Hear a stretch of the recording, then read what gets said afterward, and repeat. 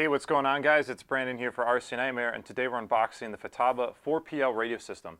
Now, this is a fully featured radio. It's got a giant LCD screen. It's got all mechanical adjustments you'd ever want to make for ergonomics, and of course, every kind of electronic mixing and features you're going to look at in any other radio. So I'm going to open up right away and show you guys what it's got.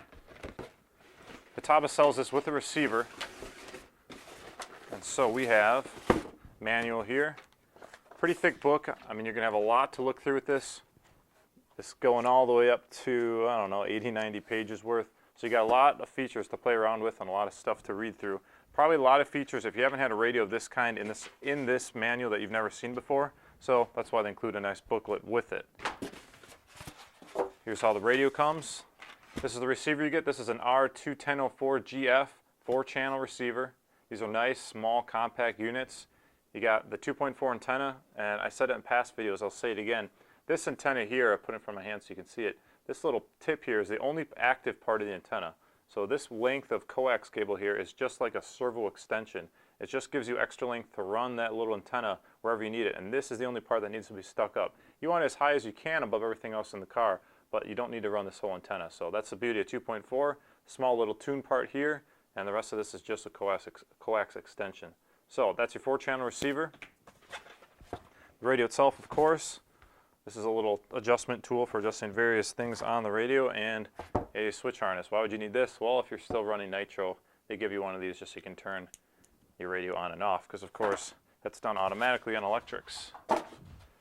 So looking at the features of the radio, I mean, nice fit, ergonomic. If it doesn't fit your hand perfectly, they got a lot of adjustments you can make to it. So you can adjust the trigger position forward and back. You can adjust the mechanical trigger limits in terms of how far the throw can go. The trigger tension and the steering wheel tension can all be adjusted to your specific, preferences. If you like something a little softer, a little harder, that can be done. You got all sorts of these adjustments kind of hidden on here. These little screws and set screws you can play with to make it feel just like you want it to feel. On top of that, we got a lot of switches to play with. Your standard steering and throttle chimp switches are here. Along the trigger, we got switch 3, switch 4, and a push button down here. We've got a scroll wheel up here, and we got a forward and back position switch here, 3 position. So these are all switch assignment, and that means you can, for the most part, make almost any of these do whatever you want. So if you want, this switch to be dual rates or this switch to be braking adjustment, you can set that on the radio depending on your preference.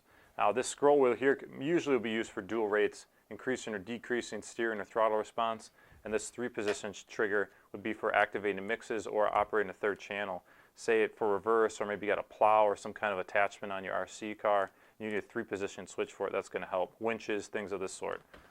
On top of that, you can see all the buttons we have for programming the screen right here, up and down, click, positive, negative, and then this is a neat little feature Futaba has included. The power switch can go over to display or to power on. So when you're turning on just the display, that's so you can access your programming menus, take care of all your programming. If you got a really involved setup, let's say you're doing a 4-wheel steering or a dual motor, dual ESC crawler, and you got a lot to tweak, you can do this here first before you turn on the antenna power and just save power on the radio, not be broadcasting at all times. So it's something that allows you to mess with the menu settings without actually turning the whole radio on.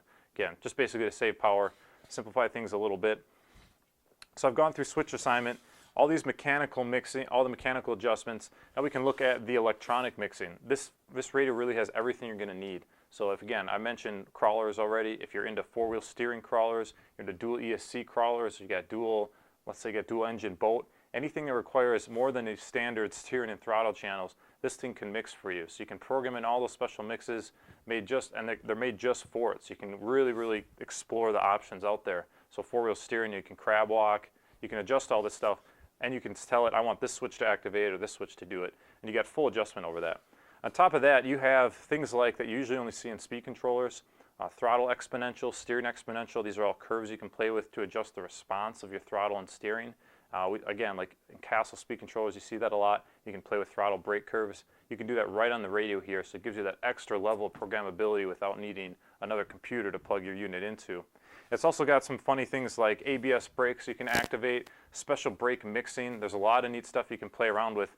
I'm going to be giving you close-ups of the menu options. I'll scroll through it real quick to kind of show you how it works. But all in all, it is a complete radio. This is the kind of radio where you buy and you're almost done buying a radio for the rest of your RC career, unless they get newer technology.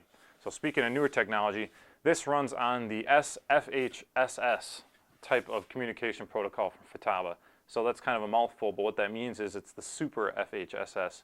So it can run the FHSS system on their cheaper receivers and the fast system, the FASST system on their higher end receivers that they've used in the past. It'll go both ways, it'll handle either way. That just gives you, again, more options, more tunability, more programmability. You got 40 model memory, 10 character model name. So if you got a whole bunch of models, you've already started using Futaba receivers, you can apply that to this thing and they're all going to work with it. I think Traxxas vehicles are being sold with those Futaba receivers now, so you can buy this guy and put them all in one. And again, have all the mixing you're going to need to play around with them. So that's Futaba, the 4PL, 2.4 gigahertz radio. If you guys have any questions about this, feel free to comment on down below. Otherwise, feel free to check out our website. It's rcnightmare.com. We got a forum on there too, good group of guys that help you out with any questions you may have. If you like the videos and you like what you see, please hit the subscribe button up top. We'll be uploading more videos almost weekly now we're shooting for. So thanks again for watching this video, guys. We'll see you real soon.